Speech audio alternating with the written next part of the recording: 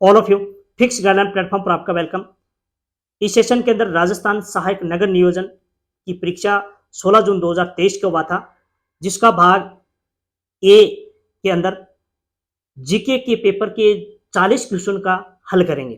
तो पहला जो क्वेश्चन है वो है central electricity authority's power sector March 2022 पर कार्यकारिणी सारांश की रिपोर्ट के अनुसार थर्मल श्रेणी जिसे गैर नवीनीकरणीय में राजस्थान में निम्न में से किस ऊर्जा उत्पादन की स्थापित क्षमता सबसे कम है? तो इसका जो राइट आंसर हो जाएगा gas. Question number 2, question number 2 के अंदर है खनन मंत्रालय की वार्षिक रिपोर्ट वर्ष 2021-22 के अनुसार निम्नलिखित में से देश के किस एमसीडीआर खनिज के उत्पादन में राजस्थान का हिस्सा 100% है? तो ये याद कर लेना। मैं एक्स्ट्रा और बता देता हूं कि राजस्थान के अंदर गार्नेट, जेस्पर और वेलेस्टोनाइट के साथ सेलेनाइट 100% हिस्सा रखता है। तो इसका राइट आंसर क्या हो जाएगा? सेलेनाइट। क्वेश्चन नंबर 3, दूसरी आधिकारिक G20 sustainable finance working group जिसे कहते हैं SFWG की बैठक निम्नलिखित में से किस जिले में आयोजित की गई थी? इसका राइट आंसर है उदयपुर। क्वेश्चन नंबर 4, निम्नलिखित में से कौन सा जिला जैव ईंधन प्राधिकरण के अनुसार जत्रोफा, ये थोड़ा नाम क्यों मिस प्रिंट हुआ है बोर्ड के अकॉर्डिंग, और जिसे कहा जाता है जेट्रोफा, और जेट्रोफा को हिंदी में कहा जाता है रतनजोत, और रतनजोत के रोपण के लिए उपयुक्त नहीं था।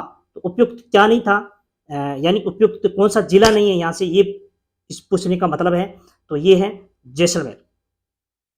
अगला क्वेश्चन, क्वेश्चन नंबर 5 नंबर, निम्नलिखित में से कौन सा राजस्थान की प्रसिद्ध हेड ब्लॉक प्रिंट प्रिंट तकनीक का नाम है जिसमें सफेद या ऑफ व्हाइट पृष्ठभूमि पर दबाए गए जटिल पुशअप पेंटर्स होते हैं? तो ये पेंटर्स होते हैं सांगानेर के अंदर। अगला क्वेश्चन, निम्नलिखित में से कौन सा व्यक्तित्व राजस्थान में से संबंधित है जिसे फेमिना मिस इंडिया 2023 का ताज पहनाया गया था?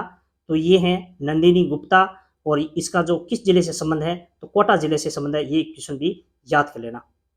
अगला क्वेश्चन, क्वेश्चन नंबर 7 है हाल ही में निम्नलिखित में से किस एजेंसी ने लर्निंग साइंस वाया स्टैंडर्ड्स के अंतर्गत पाठ योजना की पहली श्रृंखला शुरू की थी? तो इसका जो राइट आंसर हो जाएगा the bureau of India standards, या फिर कह सकते हैं शॉर्टली इसका नाम है BIS। ठीक है, तो इसके द्वारा। क्वेश्चन नंबर 8, भारत अपने पावर ग्रिड को समुद्र के नीचे केबल के माध्यम से निम्नलिखित में से किस देश के साथ जोड़ने का विचार कर रहा है? तो ये सऊदी अरब है। एक प्रश्न और बनता है कि सऊदी अरब के साथ ये जो केबल बिछेगी, इसके साथ एक ट्रेन भी जाएगी, और ट्रेन के नीचे एक केबल के अंदर ऑयल का भी सप्लाई होगा। तो ये भी प्रश्न बहुत इंपॉर्टेंट है। क्वेश्चन नंबर 9, हाल ही में प्रधानमंत्री नरेंद्र मोदी ने दिल्ली मुंबई एक्सप्रेस हाईवे की आधारशिला रखी है, जिसका 247 किलोमीटर खंड राजस्थान में होगा। वह खंड निम्नलिखित में से किस स्थान पर स्थित है? तो ये याद कर लेना, ये दिल्ली, दौसा और लालसोट है। क्वेश्चन नंबर बहुत इंपॉर्टेंट है ये बजट वर्ष 2023-24 के लिए राजस्थान की बजट घोषणा के अनुसार चिरंजीवी बीमा योजना के तहत स्वास्थ्य बीमा कवर को 10 लाख से बढ़ाकर 61 लाख प्रति परिवार प्रति वर्ष कर दिया गया। तो ये 25 लाख, इसका राइट आंसर ये हो जाएगा। Question number 11, doctor Bhimrao Ambedkar दलित आदिवासी उद्यमी प्रोत्साहन योजना निम्नलिखित में से किस वर्ष तक लागू है, जब तक कि भविष्य में कोई और अधिसूचना न दी जाए? तो ये जो स्कीम लॉन्च हुई थी 2022 के अंदर, ये 5 वर्ष तक इसका विस्तार रखा गया था। तो 5 और जोड़ देता हूं तो 2022 5 और जोड़ देते हैं तो 2023 हो जाता है। तो इसका राइट आंसर क्या हो जाएगा? 2023।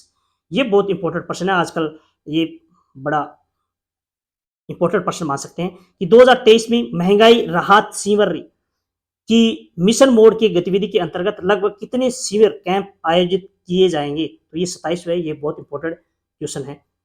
अगला, हाल ही में अपेडा यानी एग्रीकल्चर एंड प्रोसेस्ड फूड या प्रोडक्ट्स एक्सपोर्ट डेवलपमेंट अथॉरिटीज ने निम्नलिखित में से किस स्थान पर आयोजित अंतर्राष्ट्रीय खाद्य और पेय प्रदर्शन में भाग लिया? तो इसका राइट आंसर है न्यू दिल्ली। क्वेश्चन नंबर 14, मार्च 2023 में WHO द्वारा निम्नलिखित में से किन देशों को मलेरिया मुक्त घोषित किया गया था? तो इसका राइट आंसर है अजरबैजान और तजाकिस्तान। और भारत को कब किया गया था? 2014 को। ये भी बहुत बार प्रश्न पूछा जा चुका है। क्वेश्चन नंबर 15, किसने अपनी कृति राव जयसिरो छंद में राव लोणकरण को कलयुग का करण कहा? तो ये बिटू सूजा ने कहा था। अगला क्वेश्चन है, 1939 में कोटा राज्य प्रजामंडल की स्थापना रिगिस्तान की अध्यक्षता में मंगरोल है, ये कोटा में ही पड़ता है और में की गई थी।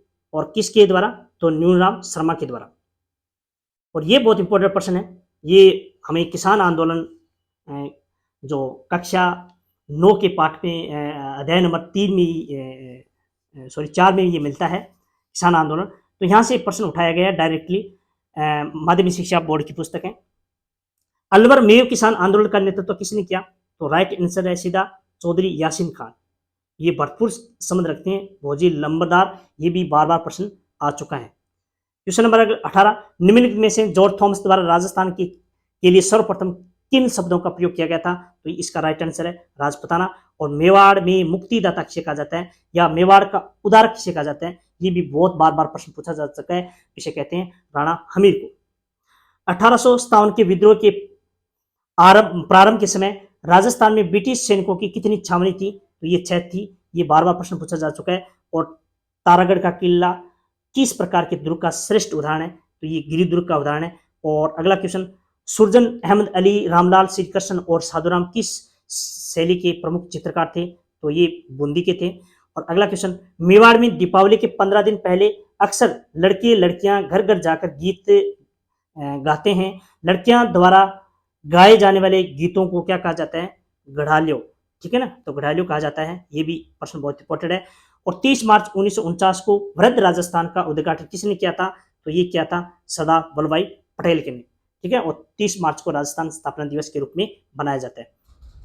क्वेश्चन नंबर 25, राजस्थान में निम्नलिखित में से किस स्थान पर एक नरसार हुआ जिसे महात्मा गांधी ने जलियांवाला बाग हत्याकांड से भी अधिक भीषण बताया था? तो ये नीमूचाना हत्याकांड हुआ था। और नीमूचाना हत्याकांड है कहाँ? तो ये है अलवर जिले में। और ये कब हुआ था? तो ये भी याद कर लेना, 14 मई 1925 को। क्वेश्चन नंबर अगला, आधुनिक राजस्थान में उदयपुर, चित्तौड़गढ़, राजसमंद और भीलवाड़ा के क्षेत्र को रेगिस्तान बोली का क्षेत्र कहा जाता है। तो ये सीधा सा है, इसका राइट आंसर क्या हो जाएगा? मेवाड़ी।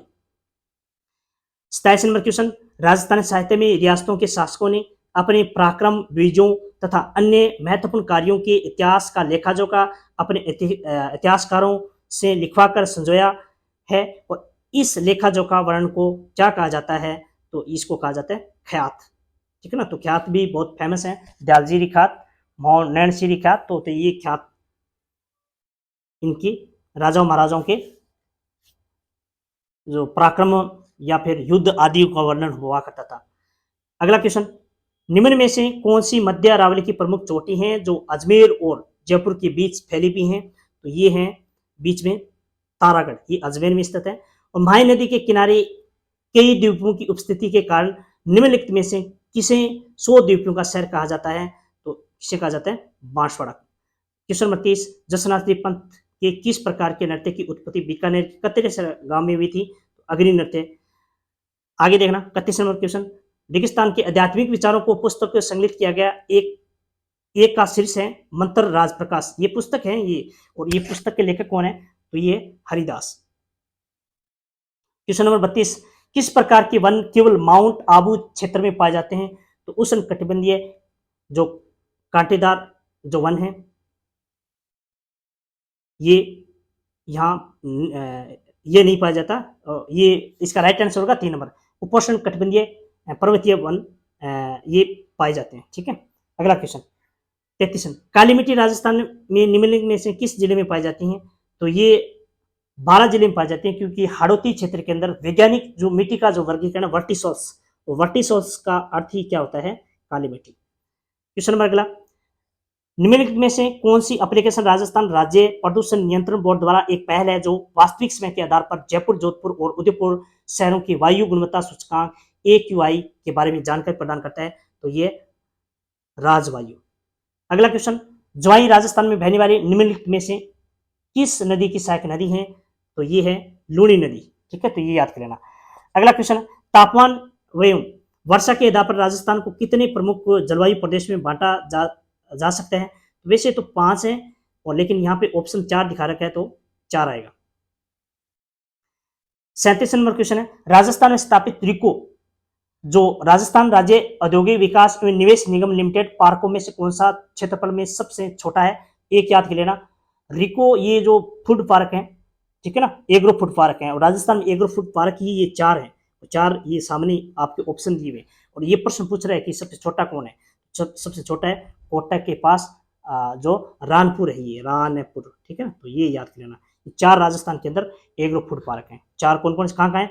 बीकानेर, सॉरी श्रीगंगानगर, अलवर और कोटा और जोधपुर।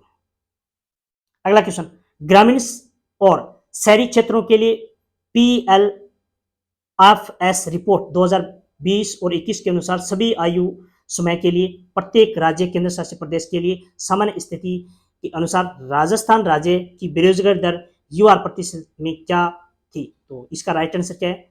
6.2%। और 39 नंबर, राजस्थान सरकार ने राज्य की उपजाऊ भूमि के लिए मरुस्थलीकरण को रोककर और या कह सकते हैं उल्ट कर मिट्टी को बचाने के लिए किसके साथ समझौता या ज्ञापन पर हस्ताक्षर किए गए थे? तो इसका ईसा फाउंडेशन है, और ईसा फाउंडेशन कौन चलाती है? तो सदगुरु जग्गी वासुदेव चलाते हैं। अगला क्वेश्चन, अंतिम क्वेश्चन है, राजस्थान राज्य गंगानगर शुगर मिल्स लिमिटेड को शुरू में वर्ष 1945 में निजी क्षेत्र में रेगिस्तान के रूप में स्थापित किया गया था। तो ये बीकानेर रियासत के अंडर में आती थी उस टाइम, आज़ाद भारत से पहले। तो इसे बीकानेर औद्योगिक निगम लिमिटेड बीकानेर, इसका राइट आंसर ये हो जाएगा। थैंक यू, धन्यवाद। ये सभी क्वेश्चन मैंने प्रश्नों के उत्तर हल करवा दिए।